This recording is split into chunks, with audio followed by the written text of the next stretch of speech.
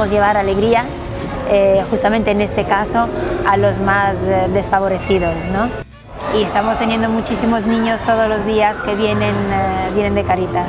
Queremos que los más pequeños, los niños que viven en las familias que en este momento pues están más apuradas, como queramos decirlo, pues no se quedaran con las ganas de no poder ver el Circo Alegría. Queremos que por lo menos en esas 2 horas que vienen al circo, pues las familias se olviden un poquito de todos los problemas, ¿no? Yo creo que lo conseguimos, perquè salen molt contents, salen que han disfrutat. Doncs és molt interessant el poder tenir aquest tipus de col·laboracions perquè així doncs donem opcions de conèixer altres formes d'oci, no? Que als joves i les joves doncs, no sempre els resulta tan fàcil accedir, no? Llavors per això sempre aquestes col·laboracions doncs, són molt benvingudes.